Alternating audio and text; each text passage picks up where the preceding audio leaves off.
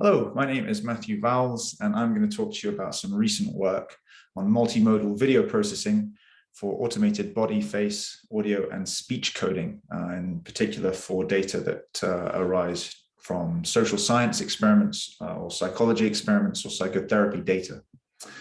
So these techniques concern the use of video data, and quite often psychologists have access to video data. Sometimes it's a requirement as part of their studies to collect video data, even if those videos are not the primary medium of concern when it comes to the analysis and the exploration of the results.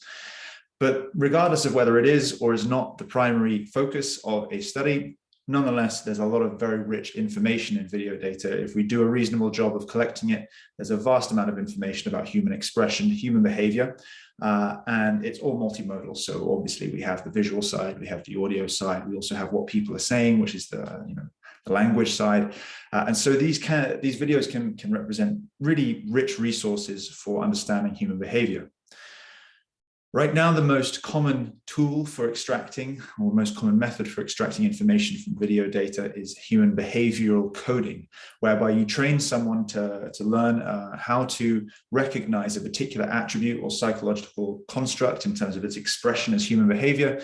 And this person will go through, look at these videos and rate each time someone does something that's indicative of that particular psychological construct. So for instance, if you are interested in empathy or displays of empathy, you might have an idea of how empathy manifests in human behavior. So you might train some coders to recognize when these cues are displayed in human behavior, and then you'll get those coders to sit down in front of the video and rate this behavior. So in other words, they'll watch the video and they'll click a certain timestamp when that behavior occurred.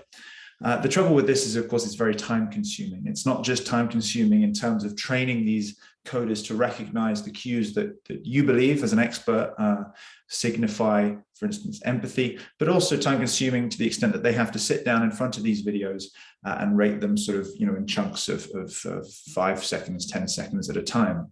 Not only that, but because this is a sort of imprecise process, you have to get multiple coders in to account for the inter-rater or intercoder variance. So that's obviously very expensive, because not only do you have to train them, they have to sit down and watch these videos, and you have to have multiple coders. So this is clearly a very expensive process. And because of this inconsistency between coders, even if you have multiple coders, you may still get some variance, some extra measurement noise that leads to some problems with the analysis. Quite often also the data are quite sparse. The data that result from this coding process can be quite sparse, to the extent that if you watch a 10-minute video and you're coding it for displays of empathy, depending on the situation, you may be looking at only 2 or 3 actual events within those 10 minutes, which means that for otherwise a lot of frames, a lot of video frames, there's only a small fraction of them that contain information that are relevant to you as a researcher.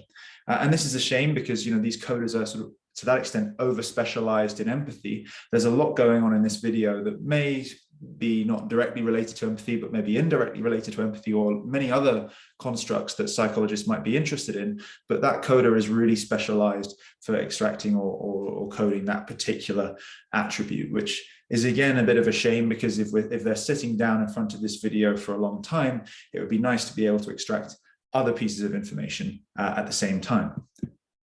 So the question then presents itself: can we automate this coding process? And what things can we automate? It may be that we can't automate the coding of empathy, or because that's a very difficult construct to recognize. But there are researchers working on this, and they're doing it successfully by all accounts.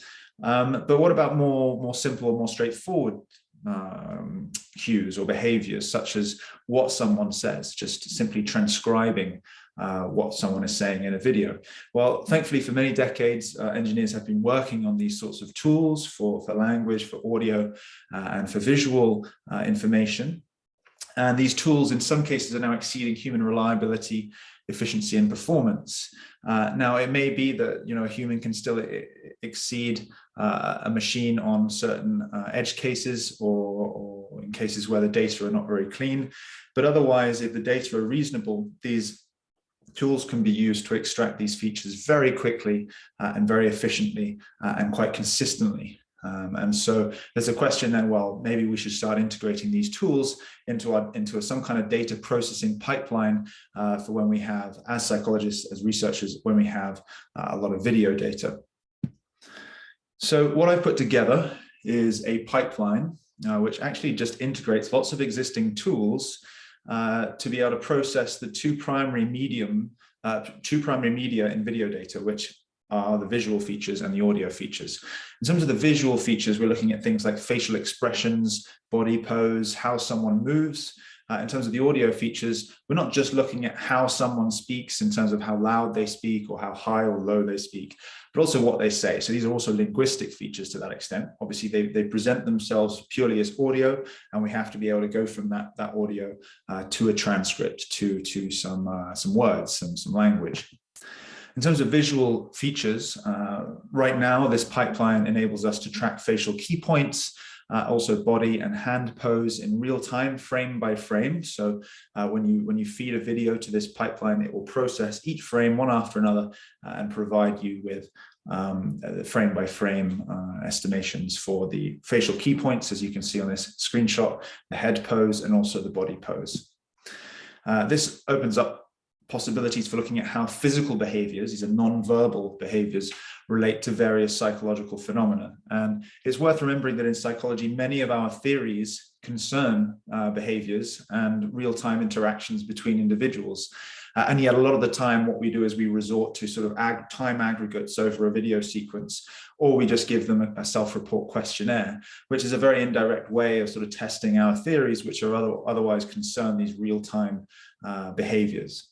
So my hope is that by having these tools, we'll be able to get closer to answering the questions that we're really concerned with, or the questions that really are more closely related to the nature of our theories in psychology. In terms of audio speech features, we can extract transcripts for what someone is saying. So here on the left, there's a long subtitle here corresponding with a talk turn for this individual. That's actually me. And the transcription is actually very accurate. There's a few sort of a few spelling errors here. So piano actually has an E on the end of it, I believe. But otherwise, the quality of these transcriptions is very good. And of course, if we have these transcripts automatically, this opens up possibilities for speeding up qualitative research for other linguistic tasks. We can take these transcripts, push them through some language embedding tools, and then do sentiment analysis, clustering, and so on. So the idea here is really just to speed up that process rather than getting some poor student to sit through and transcribe manually these videos. We have the tools available to us to actually do this automatically. And the open source tools that I found, some of them actually exceed some of the paid services that I've used in my own experience. So some of these open source models are in my view, very, very good. We can also derive features for how they're saying what they're saying. So in this case, it's a very sort of flat description of what this pipeline is. But in cases where you're looking at psychotherapy, you may want to capture the elevation, the valence and arousal, and how that manifests in someone's speech. So they may be increasing their pitch, or they may be lowering their pitch. They may be speaking faster. They may be speaking more with more harmonics because they may be getting elevated and so on. So there's a lot of features that might help us understand what's going on in terms of the internal cognitive processes for that individual. And this again opens up the possibility to look at a lot of the theories that exist in psychology that relate to how we speak and what we say. So I think in all cases, whether or not you're looking at the visual features, the audio features, or the speech features, or the linguistic features, it opens up a lot of possibilities for speeding up this research process and allowing us to answer questions that relate more directly to the nature of our theories, which in many cases, as you might expect, concern real-time behavior, how my behavior evolves over time. So I'm going to give a quick demonstration of this working. In particular, note that the quality of the video is not great, and this is intentional to show that these are reasonably robust to non-ideal video quality. There's cluttered background here with a bookshelf. In the bottom example, there's a window behind me, which is quite bright. And yet, as you'll see, the sort of location of the face, the detection of the face, and the orientation of these key points and head pose are quite robust to these sort of suboptimal data quality. Furthermore, note that as the individuals here are speaking, note the quality of the transcripts as well. Note how closely the subtitles are corresponding with what's actually being said. Pipeline, can you tell me what modules are involved in its creation? Yeah, so my idea was just to combine existing tools into a workflow that could be used for multimodal research. I used FFmpeg for the separation of video and audio, Die-Hard 18 to clean the audio. There are a couple of options for face processing, including Retina Face and OpenFace 2. I used PyAnote for diarization, which gives me who spoke and when, Whisper to transcribe their speech, OpenPose to extract body position, and BERT for extracting language features. Many other supporting packages which also deserve credit. So what were the challenges when putting together? So feel free to watch the rest of that video if you're interested. I'm going to continue now. Here's another example. This is actually real data, which is why these faces are blacked out to protect their identity, but it sort of summarizes what's possible. Here, I haven't included the hand pose, but you can also extract the hand pose for the location of the digits on a hand. And obviously that depends a bit on the distance of the camera. For instance, here it's just not possible to extract anything below the elbow joint. But otherwise, we get good estimation of these various features. So what are the details? It's actually not too complicated. The complication for me was just putting these together in a way that is such that they are compatible with each other. As anyone who's used maybe R in psychology and social science, maybe more common to use R, has probably encountered when you install a new package and you get some kind of package conflict as a result. So some dependency mismatches with another package's dependencies, and all of a sudden you find that you can't install two packages at the same time without sort of juggling various installations. So the way around that I've been using for quite a long time is to use a Docker container, which is a sort of virtual environment that sits on top of your operating system so that you can sort of package everything within a container and then have multiple versions of different softwares or different tools. So most of these boxes in green actually have their own Docker container. And what I do is I pass the video into FFmpeg, which is a very useful tool for simple video processing tasks. I split it into the audio and the video. In terms of the video stream, I actually run this video directly through OpenFace and OpenPose, and those tools detect the faces and provide us with key points, facial action coding systems output as well, and OpenPose gives us hand and body and key points. There's also MediaPipe, which I'm exploring as a substitution for OpenFace and OpenPose. It might run a bit quicker. On the audio side, once I extract the audio, I run it through a denoising tool called Die-Hard 18. There are many options for this. And this just cleans up the audio, normalizes it, gives us a bit better quality, and makes sure that all of the audio files are of similar loudness and have similar qualities. With this cleaner audio, we then run it through PyAnote, which is a diarization tool. And this diarization basically says, is there voice activity, yes or no? And if there is, who's speaking? So if we take a transcript, if we take an audio file which contains speech from two individuals, we can cluster lots of samples from this audio file and try to separate out who's speaking when. And so that's kind of what this PyAnote system does. It's not greatly reliable, and there are some data requirements to get diarization running very well. But assuming it runs well, it gives you this RTTM file, which is really just a list of timestamps and speaker identification codes. So it will assign someone a 0 or a 1 if there's two speakers, and it will say, speaker 0 is speaking now, then speaker 1 and speaker 0, and so on. Once I have these RTTM files, I can combine this information with the cleaner audio to extract transcripts and also audio features. So in other words, I can use these timestamps to say when speaker 0 is speaking, I'm gonna take the transcript and assign what's being said to that person. So rather than just having a big long transcript where you can't tell who is saying what, these RTTM files can then be used to say, okay, at this part of the transcript, Matthew's speaking, at this part of the transcript, Laura's speaking, and for instance, and so on. And so we do the same thing with OpenSmile, which is it gives us these audio features like pitch, harmonic, speech rate, and so on. These are more these help us to answer questions like how someone is saying something, and obviously the transcripts help us answer what is being said.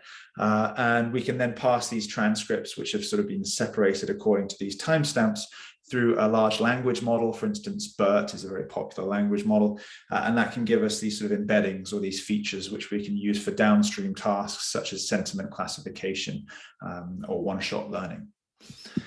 And so, as I mentioned before, the way this sort of is all possible in terms of compatibility is in my case, using Docker. There are other options for this. And Docker is a way, as I said, to containerize or to sort of encapsulate certain pieces of software without running into conflicts with what's on your sort of base system, but also in terms of what's in the other containers as well. So it's a nice way to sort of separate pieces of software.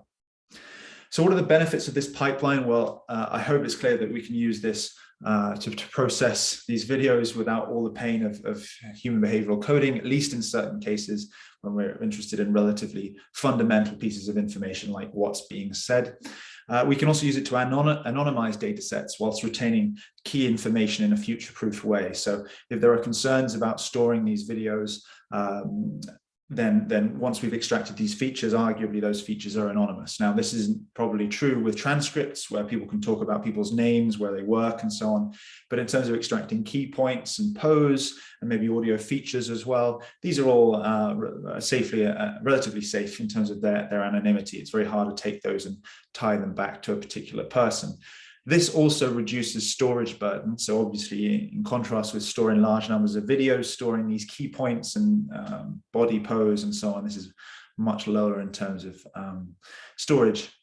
It opens up a lot of possibilities, I hope, for multimodal research ideas, which hopefully brings us closer to answering questions relating to our theories as psychologists. Our theories concern the evolution of behaviors over time and interactions between individuals. So if we can actually capture that information, we can start looking closer at how those processes evolve and unfold. And it makes downstream processing possible, such as sentiment analysis. So once you have all these features, it really opens up a lot of possibilities in terms of doing other types of analysis. In terms of drawbacks, we have to be aware that these tools can be misused. And I think we've probably all seen examples of people that argue that they can maybe predict whether someone's going to succeed in their interview or not. And companies using this as sort of a pre-screening tool to say, oh, this person is suitable, this person isn't, predicting personality traits, pathologizing certain behaviors and so on. And this can be immensely problematic because these machine learning algorithms are not smart. They're just going off what's in the data and what they're capable of doing given the structure of their algorithmic design. And so this can lead to a lot of problems relating to fairness and bias. So we can't use these blindly, and we have to be careful. And of course, privacy is another concern here. If we're extracting all this information, we're arguably sort of creating another way to sort of that might create risks in terms of privacy leaks. And that's all a really important thing to be considering.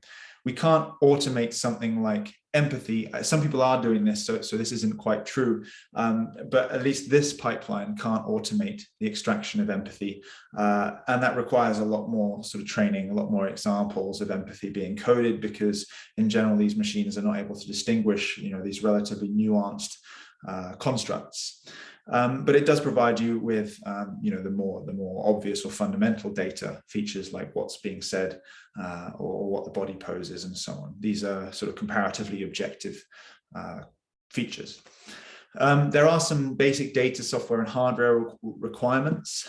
So in terms of data requirements, they're not too stringent. As you saw in the example before, this isn't like 4K video in the perfect environment. You can sit people down in a room like this. As long as you have reasonably good frontal camera angles, you can capture their face and their body pose in a way that's not obstructed by other objects. This is quite important, but these cameras don't have to be anything amazing. The lighting has to be reasonable, not too many shadows on the face, not too much glare from windows and so on. So just basic considerations to make sure that the video is intelligible to humans as well as to machines. In terms of the audio, there's a little bit of a more stringent requirement, which is that we use lapel microphones or lavalier microphones. They're microphones that clip onto someone's shirt. The reason being is if you use, say, a shared microphone that belongs to one of these cameras, you'll find that it's very difficult to actually separate people's speech. And even though we have these diarization tools, in my experience, they don't tend to work particularly well. So what I use is these lapel microphones for which the audio is already very well separated. So if I'm speaking into this microphone, I'm going to get a little bit of crosstalk from the other person, which is to say, their voice is going to end up on this microphone a little bit, but it's going to be much lower in level. And so when I use a diarization tool on this microphone, it's going to be much easier for it to cluster that speech. And arguably, you don't even need a diarization clustering tool at that point. You can simply just threshold the speech, because the quieter voice is going to be the distant voice, and the louder voice is going to be the voice with which that microphone corresponds. But we still need to be a little bit careful with that. So I strongly encourage the use of lavalier microphones and the use of diarization tools to make sure this process is as robust as possible. I say good lighting, as I mentioned before, as long as it's nothing too extreme, most conditions work okay. In terms of hardware requirements, this depends a bit on what you want. If you're extracting all of these features, particularly the transcripts, I used Whisper to do speech to text, and this is using their large model, which is worth it. I think the large model is very, very good, but it does require 10 gigabytes of virtual RAM on a GPU, which is actually at the upper end of what's available for consumers in general, the consumer sort of level GPUs. A reasonable processor. These aren't laptop computers. If you want to process these videos, you need a reasonable machine to do so. And I have actually requested some of this for the University of Lausanne. We'll see how that goes.